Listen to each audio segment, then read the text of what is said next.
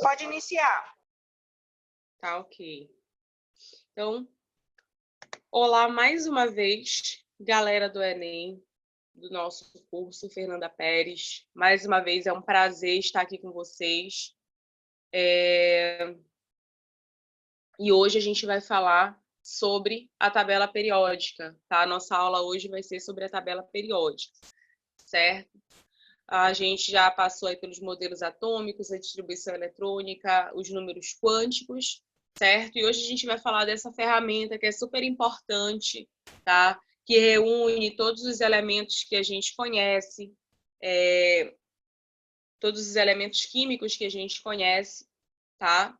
E, bom, qualquer dúvida, vocês levantem aí a mãozinha, certo? Deixa eu voltar para cá para o meu slide. E olha só, antes da gente falar, né, especificamente da tabela, do que a gente tem para a tabela, a gente tem que entender o contexto histórico dela, assim como a gente viu a evolução dos modelos atômicos. Então, a gente vai falar de algumas propostas de organização desses elementos químicos, tá, ao longo do tempo. Basicamente, essas que estão destacadas aí, tá? Na nossa setinha.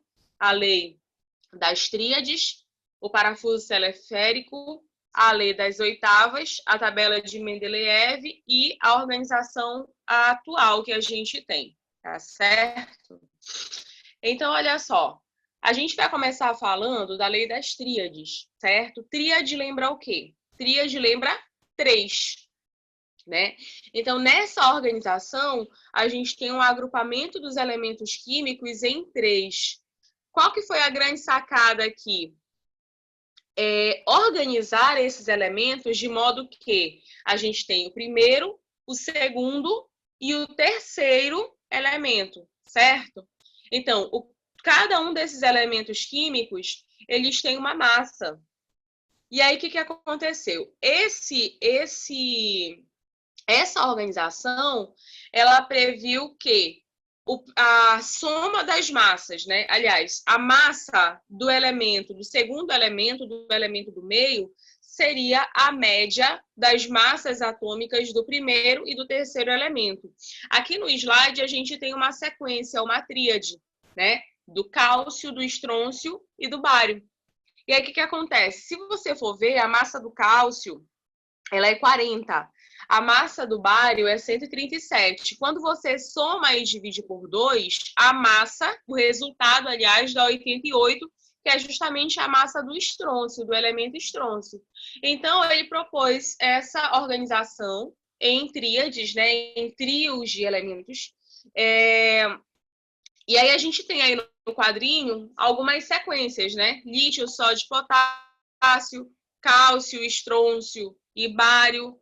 Deu certo para alguns elementos? Deu. Deu certo para alguns elementos. Agora, vejam só.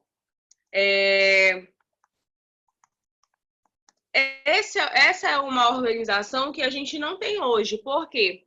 Porque a gente tem, né, elementos... Ele começou a observar elementos que não se enquadravam nessas regras. Eles tinham propriedades semelhantes, né?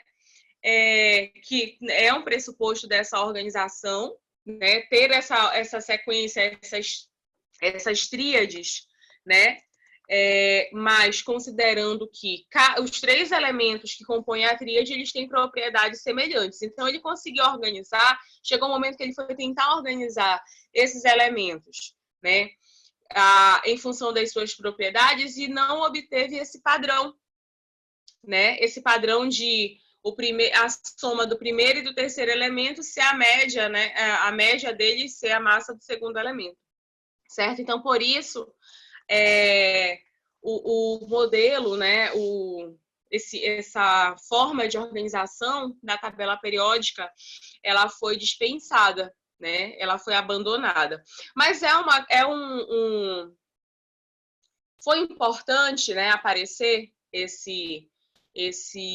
essa organização, sim, porque foi a primeira forma de tentar organizar os elementos químicos já conhecidos. Além disso, foi uma forma também né, de tentar relacionar os elementos químicos com as suas respectivas massas, certo? Tá ok? Então, essa é a nossa primeira forma aí de representação da tabela periódica, tá? Nossa segunda maneira de organizar é o parafuso teleférico, tá? O que a gente tem aqui? Os elementos químicos, eles foram organizados em ordem crescente de massa atômica também. Aqui a gente tem a massa, de novo, né, novamente, como um critério de organização, certo? Só que aí, o que ele fez? Ele organizou esses elementos em uma espiral. Vocês estão vendo na imagem essa espécie de cilindro, tá? E aí, o que acontece? Ele organizou de maneira que esses elementos, eles estão, ó, vocês estão vendo que tem uma diagonal? Essa diagonal, ela forma um ângulo de 45 graus com a base, tá? Um ângulo de 45 graus com a base do cilindro. E aí ele começou a dispor esses elementos ao longo desse cilindro. Quando ele abria esse cilindro, quando ele abriu esse cilindro, a gente tem a imagem que está aí do ladinho, tá? Quando ele abre esse cilindro, o que acontece? Os elementos que estão aqui, ó, na mesma coluna, tá? Eles têm uma diferença de massa igual, uma diferença de massa de 16 unidades. Quer dizer, ó, nossa primeira coluna aí tem o hidrogênio de massa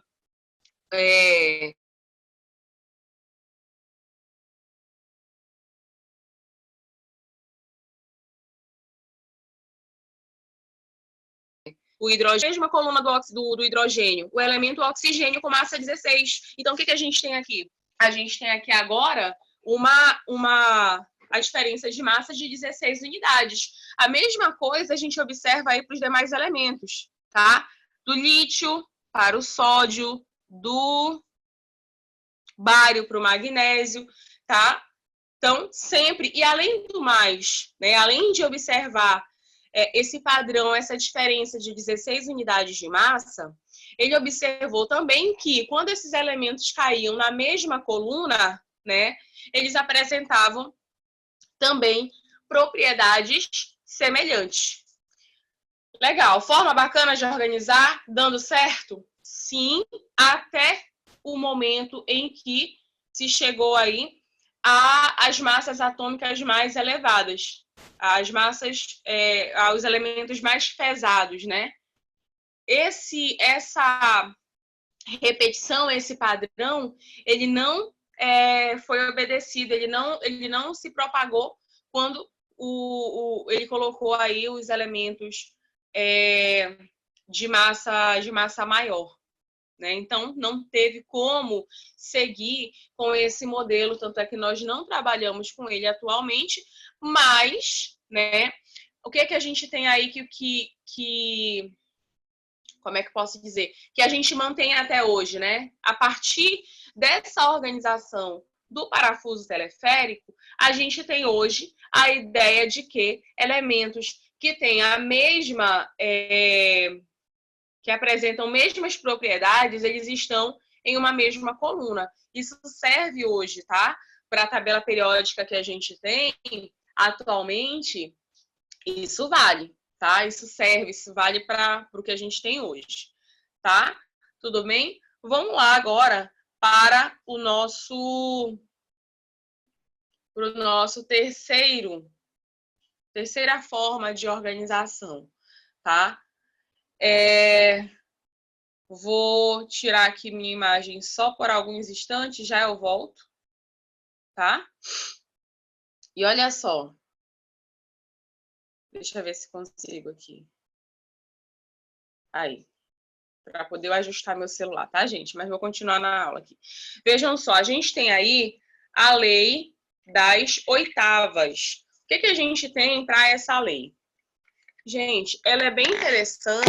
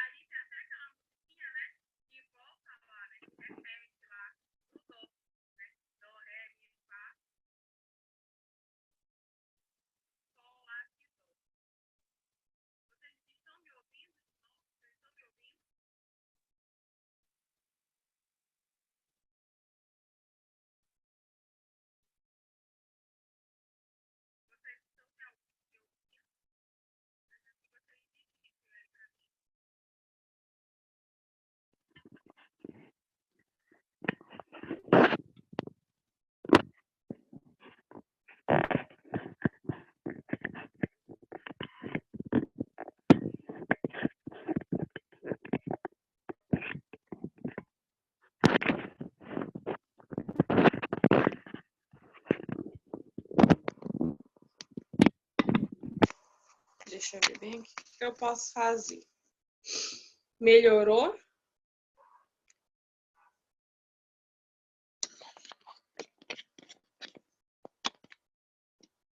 Melhorou? Estão me ouvindo legal?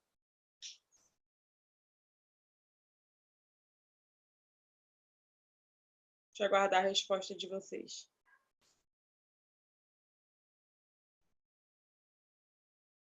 Ok.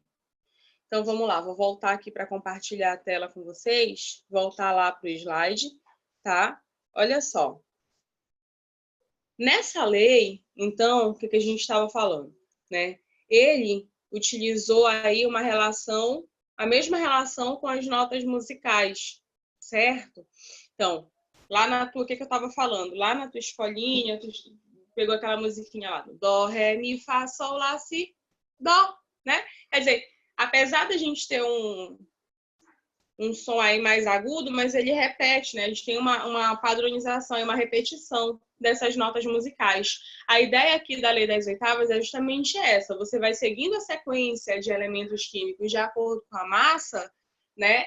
E aí, quando chega lá no oitavo elemento, ele repete essas características, tá? Esse modelo ele também não foi adotado, mas aí percebam que cada tentativa de se organizar os elementos químicos na tabela periódica, eles trazem tem um aspecto positivo, né, de ir trazendo algumas noções, algumas ideias, algumas bases para o que a gente tem hoje para a nossa tabela periódica atual, né? Por exemplo, nesse caso aqui, a gente tem uma relação entre as propriedades dos elementos químicos com a ideia lá dos grupos que a gente conhece hoje como famílias e dos períodos, que são lá as linhas, né, que a gente tem, as linhas horizontais, tá? Vamos lá. Aí, meus amores, para a gente começar, né, a falar já de cientistas mais recentes, a gente vai falar agora aqui do Lothar Meyer, tá? Que ele tentou fazer uma relação não com a massa, tá? Mas com o volume atômico, tá? E aí, o que ele viu? Observem que nessa imagem, tá? Nesse gráfico que está mostrando aí no slide, ele mostra uma variação do volume em função da sua massa. E percebam que existe, uma periodicidade nessa variação de volume, né? Ela baixa, sobe um pouquinho, desce um pouquinho, sobe de novo, desce um pouquinho. E aí, o que aconteceu? Elementos que tinham, né, o mesmo comportamento químico estavam nessas curvinhas aí em posições semelhantes. Por exemplo, esse primeiro, segundo, terceiro, quarto, quinto picos, tá? Esses que estão lá em cima. Quem que a gente tem? Opa, quem que a gente tem aí? A gente tem o lítio, o sódio, o potássio, o rubídio e o césio, que são justamente os elementos lá que a gente conhece que estão na família 1, tá? Que estão na família 1, que é a família de quem? A família dos metais alcalinos, tá? E aí, por que eles estão em posições semelhantes? Porque eles têm características, né? Propriedades semelhantes, tá? Vamos lá para a próxima. Eu acredito que esse nomezinho, tá? Chamado Mendeleev, vocês já devem ter ouvido falar, tá? Dmitri Mendeleev. O que aconteceu? O que ele fez? Ele tem um modelo, ele deu uma contribuição muito importante, tá? Para o que a gente tem hoje em relação à tabela periódica, tá? De que forma? Ele organizou os elementos em ordem crescente de massa atômica em linhas e colunas. Os períodos, né? As linhas, os períodos que a gente conhece, e em colunas, tá? que a gente conhece hoje como famílias, tá? E aí, o que acontece? Nas famílias, nas colunas, nos grupos, o que a gente tem? A gente tem elementos químicos com propriedades semelhantes, tá? A gente tem elementos químicos com propriedades semelhantes. Gente, o que acontece aqui? Essa é a tabela mais próxima do que a gente tem, né, atualmente, no modelo que a gente tem atualmente, tá? Vejam só. A contribuição de Mendeleev, ela foi tão importante, tá, pro desenvolvimento aí da tabela periódica, que vejam só, na tabela periódica proposta por ele, o que a gente tem? Essa tabelinha verde aí que eu coloquei para vocês, tá? Ele colocou cada localzinho aí que vocês estão vendo que tem um tracinho, tá? É um local onde corresponde à posição de um elemento químico que ainda não era conhecido, tá? Mas que ele foi, de forma tão brilhante, ele conseguiu determinar ali a posição do elemento químico e prever algumas das suas propriedades, com precisão, inclusive, porque no momento em que esses elementos foram descobertos e aí foram investigadas as suas propriedades, foi observado que essas propriedades elas estavam de acordo com o que Mendeleev havia previsto, tá? Então, a partir daí, né, durante o desenvolvimento aqui dessa tabelinha, dessa maneira de se organizar os elementos químicos, a gente tem, então, a chamada lei periódica. O que é a lei periódica? É uma lei que diz que as propriedades dos elementos químicos são funções das suas massas atômicas. Quer dizer, as propriedades, as características físico-químicas dos elementos variam em função da sua massa. Em função de quê? Da sua massa, da massa atômica, tá? Bom, a gente tem um problema aqui para resolver. Tem. Qual é? O fato de que a gente não conseguiu, né, completar, vamos colocar assim, né? A gente não conseguiu completar a tabela periódica com os elementos maiores, né? Apesar de ser muito, já de se esclarecer bastante, né? Elucidar bastante essa questão da posição dos elementos químicos, das propriedades desses elementos químicos, organizar os elementos químicos em função da sua massa não era o mais adequado, não era o mais eficiente, tá? Qual que foi a saída, então? A saída vem com Moseley, que ele primeiramente observa que a carga que está lá no núcleo do átomo que é a característica do elemento químico, tá? E essa carga a gente pode representar em função de um número inteiro e de um número, né, positivo, que a gente conhece como número atômico. Eu já falei sobre isso. Eu já falei sobre isso para vocês, tá?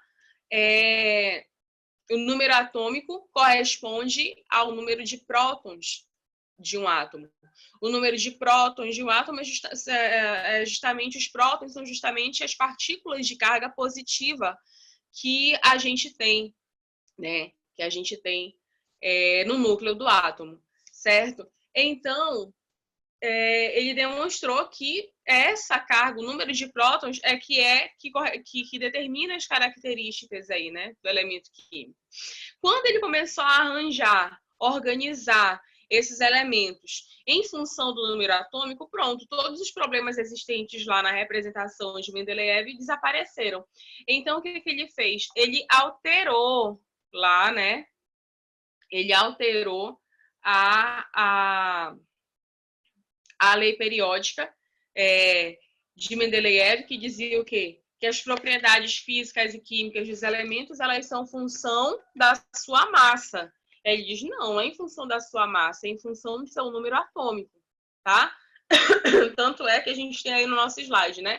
Quantos elementos químicos são agrupados em ordem crescente de número atômico? A gente observa a repetição periódica de várias de suas propriedades. A gente vai ver isso, inclusive, mais na frente, tá? Com as propriedades periódicas da tabela. Certo? Ok? Bom, então, aí a gente tem essa organização, tá? Para o que foi proposto aqui por Moseley. Vejam só, vocês estão vendo aí que você só tem uma linhazinha aí embaixo, que são os lantanoides ou os lantanídeos. Vamos deixar assim mesmo. Por quê? Porque aí quem vem completar a nossa tabela com a série dos actinídeos que a gente conhece, tá? É o Seaborg, que descobriu todos esses elementos que são chamados elementos transurânicos, ou seja, são elementos que têm números atômicos maiores que 92, tá? Que é o número atômico do urânio, tá? Aí ele pega do número atômico 94 até o 102, e aí ele reconfigurou a tabela para inserir essa série, para inserir a série dos actinídeos. Ok? Então, gente, hoje, o que a gente tem para a tabela, tá? O que a gente tem para a tabela é isso, tá? Opa! O que a gente tem para a tabela é isso, tá? A gente tem uma sequência de elementos químicos organizados em função, tá? Organizados em função do seu número atômico, tá? Que a gente pode representar aí, identificar linhas e colunas. São 7 linhas, são 18 colunas, e as duas séries que estão aí embaixo, nesse slide especificamente, nas cores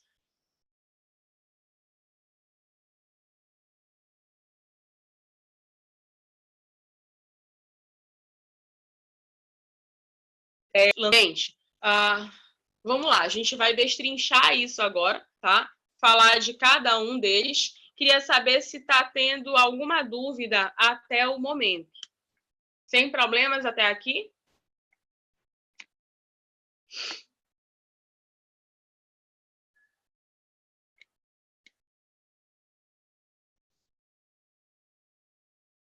Vamos lá, então.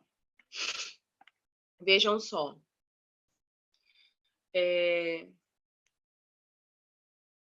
Vamos lá. Então, vou voltar aqui para o slide. Então, nossa tabelinha está aqui. E aí, pessoal, vamos lá. A nossa tabela ela está dividida em períodos ou séries, que são as linhas, tá? São as linhas que a gente tem, as linhas horizontais. Todos os elementos dispostos em um período estão organizados em ordem crescente de número atômico, tá? Quantos períodos a gente tem? 7. Aí vou abrir um parêntese, porque eu já comentei isso com vocês diversas vezes, né? A gente considera 7 linhas, considerando que nós temos 118 elementos, mas a gente já sabe que existem 119, né? O elemento de número atômico 119 ele já foi descoberto. Embora na maioria das tabelas ele não apareça, né? Ele não apareça por aqui. Ele não apareça na maioria das tabelas que a gente tem. Mas já existe, tá? Então a gente teríamos 8 períodos, né? Mas vamos trabalhar com os 7, tá? Gente, nesses 7 períodos, tá? A gente tem uma característica para cada período desse. Aliás, o que eu estou querendo dizer? Elementos químicos que estão dispostos em um mesmo período apresentam o mesmo número de camadas. Lembram das camadas lá de Bohr? As camadas de energia, os níveis de energia? Bohr propôs para a gente 7 níveis de energia. 7. E a gente tem justamente 7 linhas, 7 períodos, tá? Então, as linhas, os períodos, eles representam também as camadas de energia. Então, quem está lá no período 1 só tem uma camada, Quem está no período 2, 2 camadas, no período 3, 3 camadas, no período 4, 4 camadas, e assim vai até chegar lá no sétimo período. Sétimo período, 7 camadas, tá? Olha só, no nosso exemplo aí a gente tem lítio, carbono e o neônio. Olha só a distribuição eletrônica para cada um desses 3 elementos. Para o lítio, 1s1, 2s1. Para o carbono, 1s1, 2s2, 2p2. Para o neônio, 1s2, 2s2, 2p6. O que que esses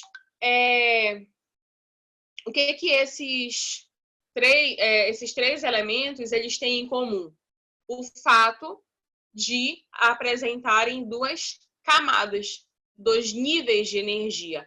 A camada 1, que é a camada K, observem que todos eles têm a primeira camada totalmente preenchida, né, com 2 elétrons, e a segunda camada, que é a camada L. E, logicamente, essa camada vai variar aí o número de elétrons, afinal de contas, né, cada elemento tem um número de elétrons, né, diferenciado.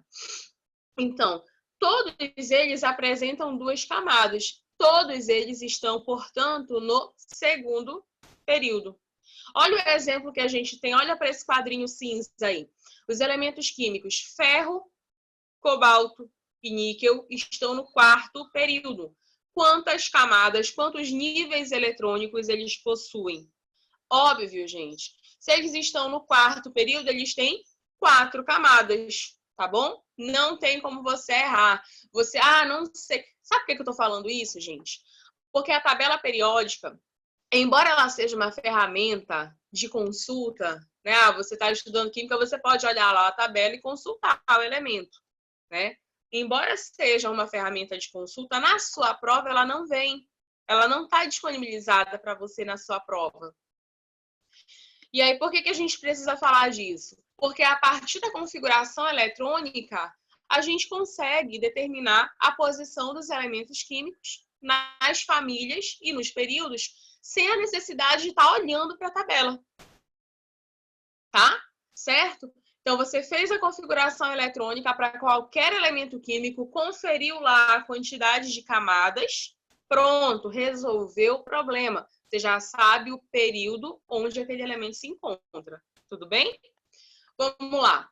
Agora as famílias. As famílias ou grupos. As famílias ou grupos, essas famílias, elas correspondem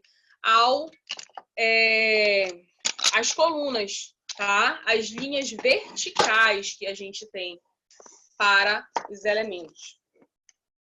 Tá? As linhas verticais que a gente tem. Verifiquem vocês o seguinte. Deixa eu ver aqui. Tá. Verifiquem vocês o seguinte no nosso slide. Tá? O que a gente tem para as famílias? Cada elemento químico, quando a gente estudou a distribuição eletrônica, quando a gente estudou a configuração eletrônica, a gente viu o seguinte: a gente pode, pela configuração eletrônica, determinar as camadas, quantas camadas o elemento tem. E lembra que eu até perguntava para vocês assim, qual que é a camada de valência? Quantos elétrons tem na camada de valência, que é a última camada, que é a camada mais externa, né? Justamente por isso. Aí justamente para a gente determinar o período. E aí perguntei para vocês o seguinte também: quem que é o subnível mais energético? Se a gente está falando de uma distribuição eletrônica de uma ordem crescente de energia, o subnível mais energético é o último subnível, corresponde ao último subnível. E isso é importante porque para a gente determinar agora as famílias desses elementos químicos, tá? Vejam só. Olha o que a gente tem no nosso slide. Berílio e cálcio. Configuração do berílio: 1s2, 2s2. Configuração eletrônica do cálcio: 1s2, 2s2, 2p6, 3s2, 3p6, 4s2. Qual é o subnível mais energético do berílio? 2S2. É sempre o último. Qual é o subnível mais energético do cálcio? 4S2. O que acontece aqui, crianças? Elementos químicos que estão na mesma coluna, na mesma família, no mesmo grupo, têm o mesmo subnível, a mesma configuração eletrônica na sua camada de valência, na sua última camada. Eles vão terminar no mesmo subnível. Então, o que eu posso dizer dos elementos de berílio e cálcio? Que eles estão na mesma família. Por quê? Porque tanto o berílio quanto o cálcio terminam no subnível S2, tá? Certo? Por quê, gente? Porque elementos que estão na mesma família têm as mesmas propriedades físicas e químicas. Uma dessas propriedades químicas é justamente a configuração eletrônica, tá? Tudo bem? Bom, então olha só, como é que a gente vai relacionar esses subníveis com os elementos químicos da tabela. Vejam só, eu dividi nesse slide aí, a gente tem a divisão aí em grupos, esses elementos estão divididos em grupos, tá? As duas primeiras colunas e as 6 últimas correspondem aos elementos representativos da tabela. Opa, quase que cai aqui minha câmera. Aos elementos representativos da tabela. Essa parte central e as nossas sériezinhas, as duas linhas que ficam abaixo da tabela, são os elementos de transição. Então, vejam só. Os elementos representativos, os elementos representativos, eles terminam sempre no mesmo subnível, tá?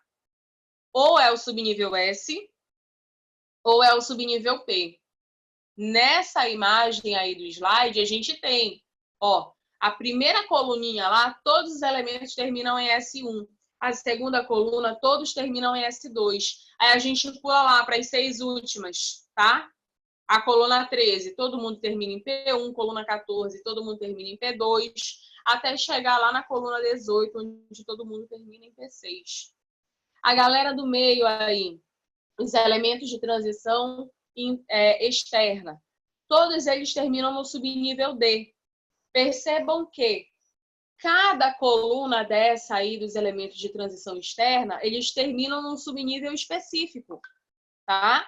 Se você lembrar, o que acontece? O subnível D, ele comporta 10 elétrons.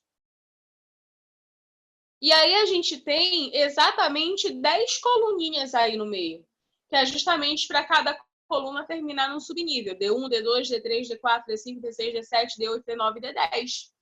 Tá? E os elementos de transição interna, esses de baixo, todos terminam no subnível F. Nós vamos detalhar isso. Tá?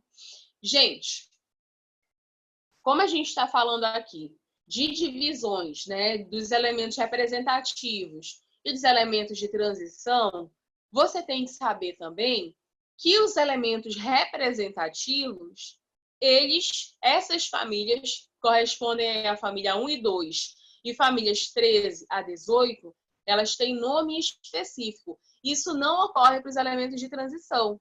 Os elementos de transição, eles não apresentam nome específico, tá? Vou seguir aqui, ó. Nossa família 1. Percebam que nessa imagem você tem a disposição das famílias numa sequência que vai de 1 até 18, aí tá 0, porque a última família é chamada 18 ou 0, tá? E ela também tem uma notação aí, né? 1A, 2A, 3A, 4A, 3B, 4B. Essa notação A e B já não se usa, tá certo? A gente vai seguir aqui de 1 até 18.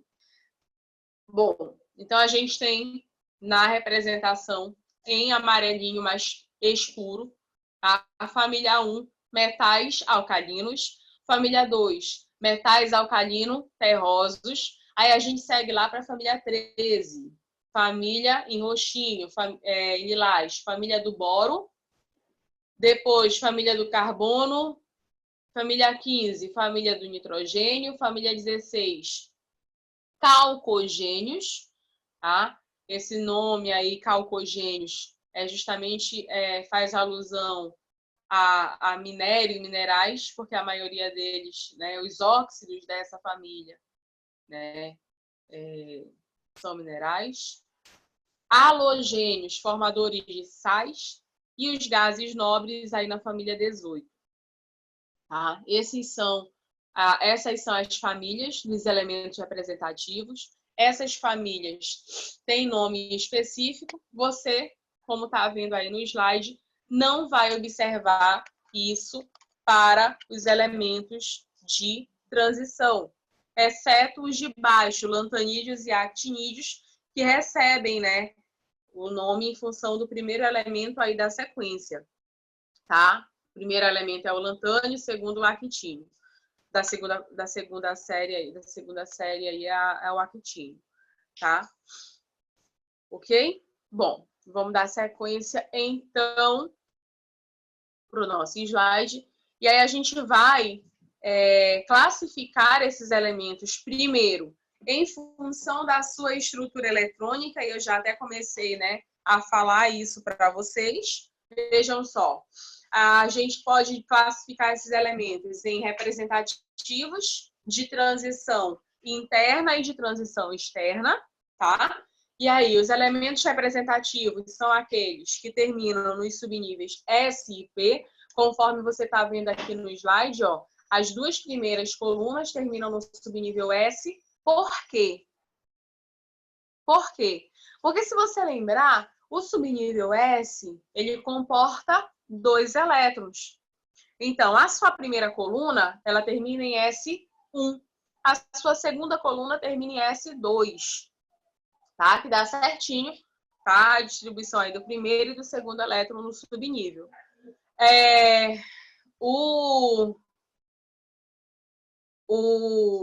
As colunas subsequentes aí dos elementos representativos são as 6 últimas. Família 13, 14, 15, 16, 17 e 18. Tá? Veja só. Você tem...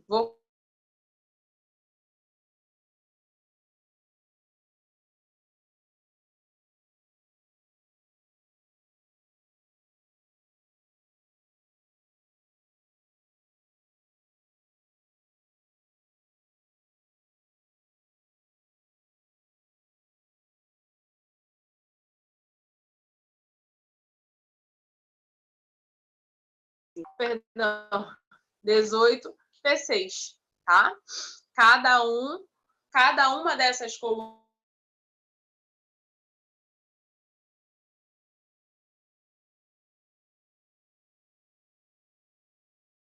aqui dos elementos científicos, ó, a gente tem aqui de maneira mais a eletrônica do magnésio, ele terminou em S2. Todo mundo que termina em S2 está na família 2, tá? O silício, ele terminou no P2. Todo mundo que termina em P2 está na família 14.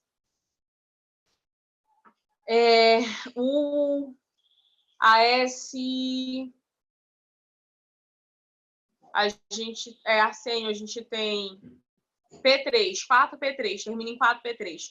Todo mundo que termina em P3 está na família 15, tá? E, ó, para os elementos representativos aqui que terminam no subnível P, para você não esquecer, vou voltar um slide aqui, ó. Percebam que a representação deles aí está escrito como SP. Por quê, gente? Porque para você ter um subnível P, você precisa antes ter um subnível S. Você precisa ter um subnível S preenchido. Então, se ele termina em P1, ele tem antes um subnível S, com 2 elétrons. Então, a gente tem um elétron no subnível P e 2 elétrons no subnível S. Tá? Ó, na distribuição eletrônica aqui do magnésio, o que a gente tem? A última camada dele tem só um subnível, tá? 3S2. 3S2. Qual é a camada de valência dele? A camada 3. Quantos elétrons você tem na camada de valência? Você tem 2 elétrons na camada de valência, tá?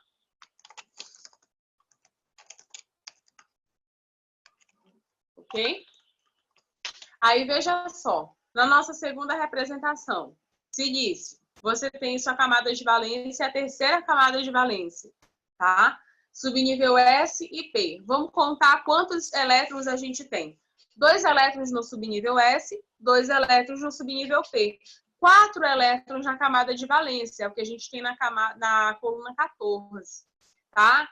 Nosso terceiro exemplo, ele terminou em 4P3. Perceba aqui que ele tem a sequência dele. É 1S2, 2S2, 2P6, 3S2, 3P6, 4S2, 3D10, 4P3. A nossa camada de valência é a camada 4. Nessa camada de valência, a gente tem o 4S2 e o 4P3. Some os elétrons aí. 2 elétrons no subnível S, 3 elétrons no subnível P. No total, 5 elétrons lá na família 15.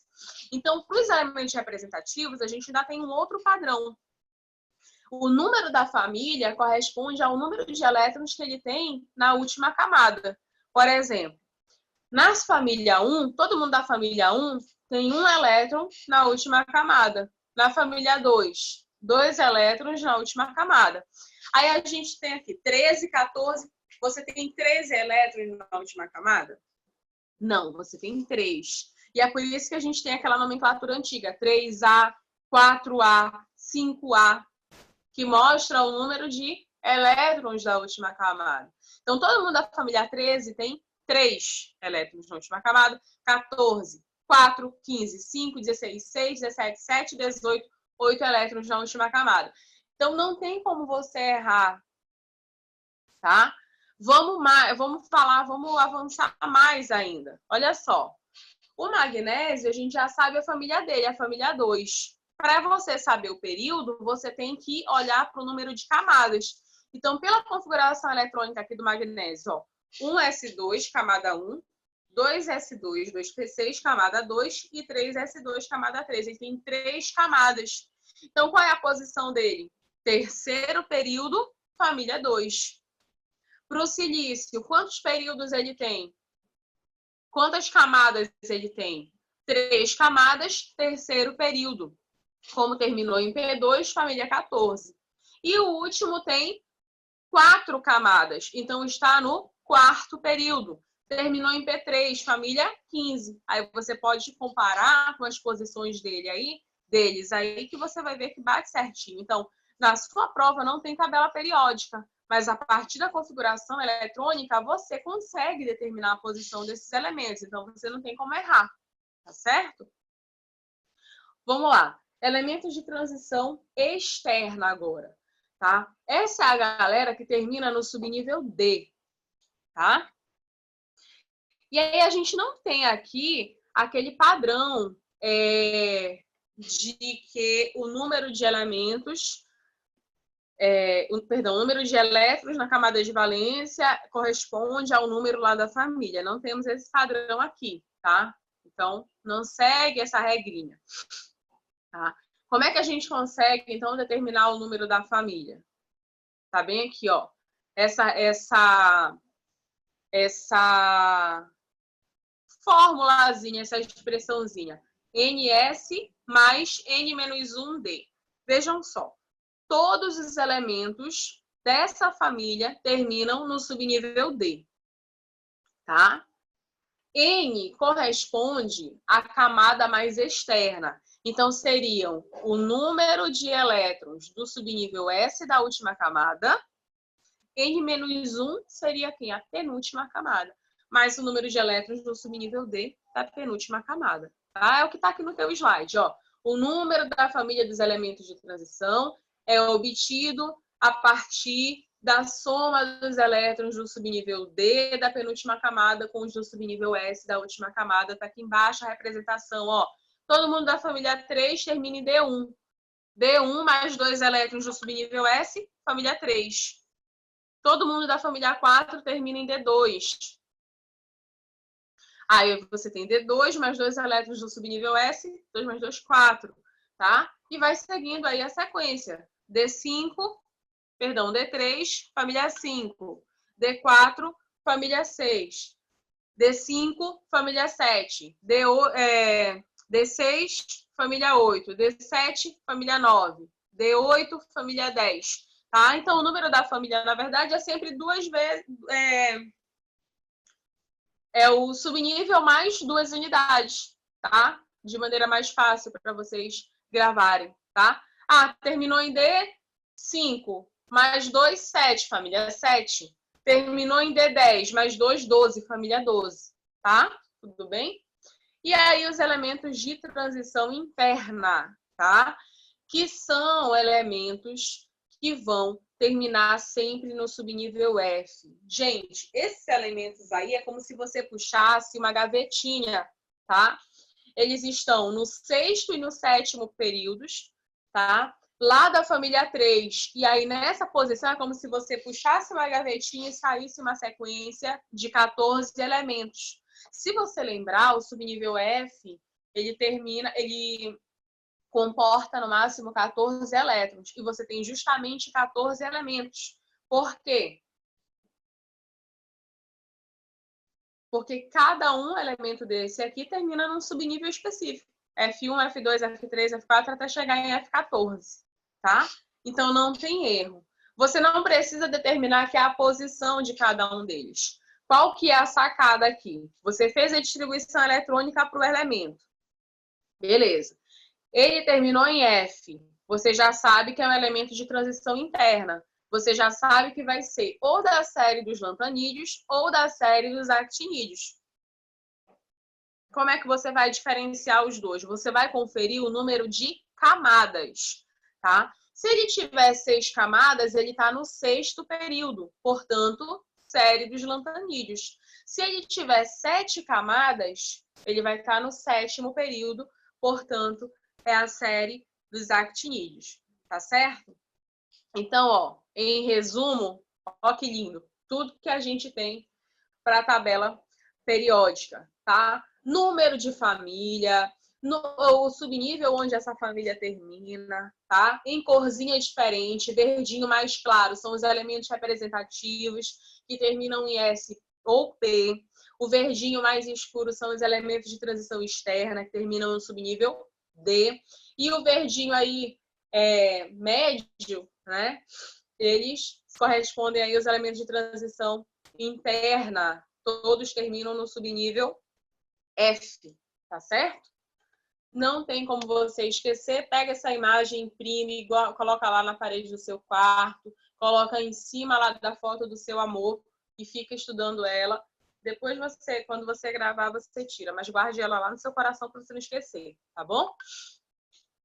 Vamos lá. E aí, mais um resumão para vocês aqui que eu estou deixando disponibilizado para vocês. Certo? Mostrando aí as famílias, mostrando a configuração dos elementos representativos de transição, tá certo? Para você não esquecer, tá? Bom, além da classificação dos elementos, em função da sua configuração eletrônica, a gente também classifica, a gente também divide, né, os elementos químicos em função das suas propriedades, tá certo? Em função das suas propriedades. Vejam só, pela coloração aí do seu gráfico, da sua tabela, você tem os elementos verdinho, verde escuro, tá? São os metais. Só tem um errinho aí que esse hidrogênio não era para estar pintadinho de verde, porque ele não é metal, tá bom? Os elementos em rosa são os não metais ou ametais e os de verdinho claro são os gases nobres. Essa é a divisão que a gente tem em função das propriedades, tá? Em função das propriedades desses elementos, tá? Vejam só. Vamos começar falando do grupo que é mais abundante aí na tabela periódica, tá? Que é o grupo dos metais. É essa galera verdinha aí, tá certo? Verde escuro. O que você tem que levar em consideração aí? As características químicas e as características físicas dos metais. Características químicas. Todos os metais apresentam de 1 até, no máximo, 4 elétrons na camada de valência. Tá? Eles têm pouca força de atração com os elétrons que estão lá na última camada, tá? Por quê? Porque os metais são geralmente átomos muito grandes. O que acontece? Quanto maior é o átomo, menor é a influência que o núcleo ele exerce sobre a eletrosfera. E especificamente sobre a última camada, sobre a camada de valência, sobre a camada mais externa, tá? Então, dessa forma, a tendência, por essa questão da força de atração ser pequena, tá? E pelo fato de ele ter de 1 até 4 elétrons na camada de valência, a tendência dos metais é perder elétrons. E se perde elétron, o átomo deixa de ser átomo e vira um cátion, tá? Olha só, gente, por que eu tô falando isso? Nosso próximo tópico, quando a gente fechar o conteúdo de tabela periódica, será o conteúdo de ligações químicas. E os átomos, eles se ligam, né, buscando estabilidade em função de uma teoria que se chama a teoria do octeto 8, tá? Quer dizer, um átomo ele se estabiliza com 8 elétrons, ou tendo a sua última camada completa, certo? Então, se o metal ele tem, um elemento metálico, ele tem de 1 até 4 elétrons, é mais fácil para ele perder esse 1, 2, 3 ou 4 elétrons do que ele ganhar, tá? E aí, portanto, ele forma cátions, certo? O que mais que a gente tem de propriedades para os metais, tá? Eles estão no estado sólido, todos os metais estão no estado sólido, à temperatura ambiente, com exceção de um, que é o mercúrio, tá? O mercúrio, ele é o único metal que a gente tem no estado líquido, tá certo? O único que a gente tem no estado líquido, certo? Todos os metais, eles brilham, tá? Eles têm brilho e cor característica, em geral são prateados, tá? Por exemplo, aí a gente tem exceção? Lógico que sim, né? O ouro, por exemplo, é amarelo, o cobre, por exemplo, ele é avermelhado. Todos os metais brilham, todos os metais são maleáveis, você consegue moldar, tá? Todos eles são dúcteis. O que é dúctil? É todo, qualquer material dúctil é um material que pode ser transformado em fio. Aí a gente tem, por exemplo, o colar de ouro. O ouro a gente consegue, né, transformar em fio. A fiação que a gente tem de cobre é um exemplo da ductibilidade dos metais, tá? Os metais são excelentes condutores de eletricidade e de calor. O ponto de fusão e de ebulição dessas substâncias é muito elevado. Para você conseguir fundir um metal, né, fazer com que ele sofra fusão, para você derreter um metal, você precisa de uma temperatura muito elevada. Imagina fazer a ebulição, né, deles, fazer a ebulição desses metais, tá? Então, essa característica permite que a gente possa utilizar e usar metais como usar metais em processos que exijam temperatura elevada, tá? Agora a gente vai falar desse grupinho cor-de-rosa aí, tá? Que são os ametais. Quem que são os ametais? Vamos falar primeiro das características químicas dos ametais. Os ametais, eles são elementos que têm de 4 até 7 elétrons, tá? De 4 até 7 elétrons na camada de valência, na última camada. Então, se você já tem aquela noção da teoria do octeto, você já sabe que para os ametais é mais fácil, é mais viável que eles ganhem elétrons ao invés de perder, tá? Bom, então a tendência deles é ganhar elétron. Se ganha elétron, deixa de ser átomo e vira um ânion, tá? Vira um ânion. E aí esses ametais, eles são elementos que são muito eletronegativos e são elementos que têm uma alta eletroafinidade, ou afinidade eletrônica, que é a tendência de atrair elétrons para si, justamente por essa característica, essa tendência que eles têm, né, de ganhar elétrons, certo? Vamos para as características físicas, então, desses elementos. Vejam só.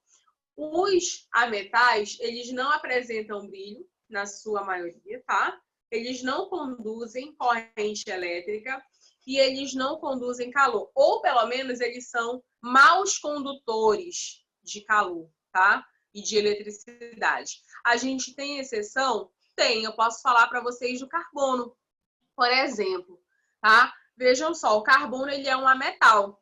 Mas o carbono, ele tem configurações alotrópicas diferentes, tá? A gente tem o carbono grafite e o carbono diamante. Tá aqui um exemplo de substâncias que são formadas do mesmo elemento químico que apresentam propriedades distintas. O carbono grafite, ele é um bom condutor. Tanto é que ele é usado como eletrodo, tá?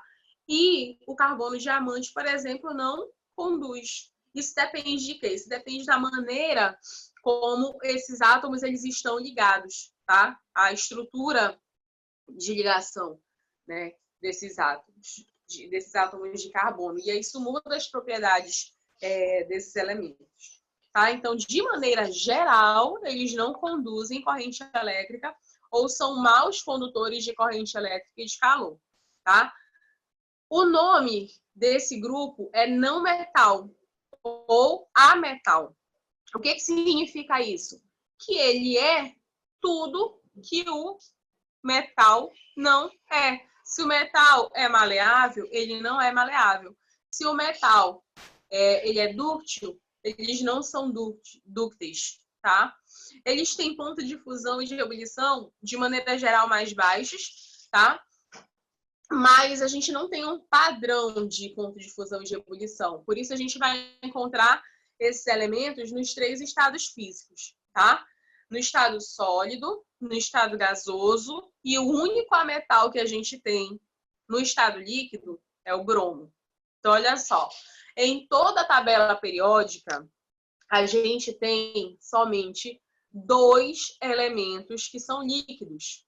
Um que é metal, que é o mercúrio, e um que é ametal, que é o bromo. Para todos os outros metais, o estado é sólido. Para os ametais, aí a gente vai ter variação, tá? Ok? Por exemplo, o cloro é gasoso, o iodo é sólido, o carbono é sólido, o nitrogênio é gasoso, então varia, tá? Ok? Bom, e aí vamos falar agora dessa sequência que está em verdinho, verde claro, que são os gases nobres, tá? Por que eles recebem esse nome? Né? Eles são nobres, não se misturam com a plebe, né? Não se misturam com a plebe. Gente, o que acontece aqui? Olha só. Por que eles são chamados de nobres? Justamente porque não se misturam com outros elementos. Não se misturam com outros elementos porque eles já adquiriram a estabilidade. Eles apresentam 8 elétrons na última camada. Se você fizer a distribuição eletrônica para cada um desses elementos, vocês vão ver que todos eles vão terminar em P6. Se você olhar a camada de valência, todos têm 8 elétrons na camada de valência, tá? Com exceção do hélio. E aí vamos falar do hélio. Quem que é o hélio? O hélio é um elemento químico que tem número atômico 2. Se você fizer a distribuição eletrônica para ele, vai ficar 1s2. O que é um S2? É uma camada com 2 elétrons. Mas a sua primeira camada, tá? Ela só comporta 2 elétrons. Então, se ele já tem os 2 elétrons, a camada dele está completa, ele está estável, ele não precisa ligar com ninguém, tá? Então, ele é um gás nobre também. Por que eles recebem esse nome? Porque eles são inertes, tá? Eles têm dificuldade de interagir com outros átomos. Na verdade, ele vai interagir em condições muito específicas.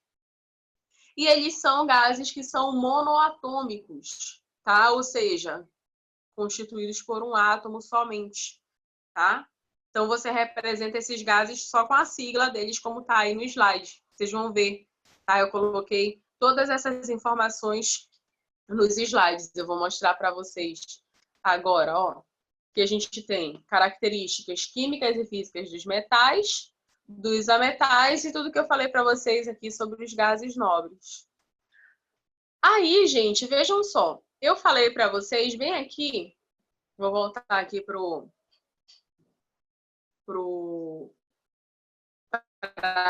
para essa tabela. Que esse hidrogênio pintadinho aí de verde, essa representação, ela tá errada. Por quê? Porque o hidrogênio ele não é um metal, gente. Tá? O hidrogênio ele não é um metal. Veja só. Ele tá aí na família 1 porque o hidrogênio só tem um elétron na camada de valência. Só tem um elétron. Então, a configuração eletrônica dele vai ser como? A configuração eletrônica dele vai ser um S1. E por a configuração eletrônica dele ser um S1, ele fica aí na mesma posição que os demais elementos da família 1. Mas, gente, tenham em mente que o hidrogênio ele não pertence à família 1, tá? Ele não é um metal alcalino. Ele fica representado aí única e exclusivamente por apresentar a semelhança na configuração eletrônica. Tá? Tudo bem? Vejam só. Ele também, por conta disso, tá? Ele tem a mesma configuração eletrônica que os metais. Ele é um metal? Não, não é um metal. Ele não brilha, ele não é dúctil, ele não é maleável, ele não está no estado sólido, a temperatura ambiente, ele não é metal. Mas, se você for olhar lá para os ametais, ele também não é um ametal. Ele não tem de 4 a 7 elétrons na última camada. Tá? Então, ele não pode ser classificado como um ametal. Gases nobres têm a última camada completa. O hidrogênio não tem a última camada completa. Então, ele não pode ser classificado como um gás nobre. Por essa razão, ele fica sozinho. Ele não entra em nenhuma dessas 3 classificações. Tá? Ele não se enquadra em nenhum desses grupos. Tá? Ele não se enquadra em nenhum desses grupos. Certo? Vamos lá. Bom, pessoal, então é isso, tá? Essas são as características da tabela. Eu coloquei para vocês, né, a relação da tabela periódica com a configuração eletrônica. E na sequência, a gente vai trabalhar as propriedades periódicas, tá? Aquelas características que variam em função do número atômico, tá? Tudo bem? Espero que vocês tenham entendido. Qualquer dúvida, vocês podem me contactar, que a gente tenta resolver. Vou disponibilizar para vocês uma lista de exercícios, certo? Já está pronta, vou disponibilizar agora para vocês resolverem qualquer dúvida que vocês tiverem. É só chamar, tá? Por aqui, pelo WhatsApp, pelas redes sociais. A gente tá aqui para ajudar vocês. Se cuidem, estudem, mantenham o foco, estudem e até a nossa próxima aula.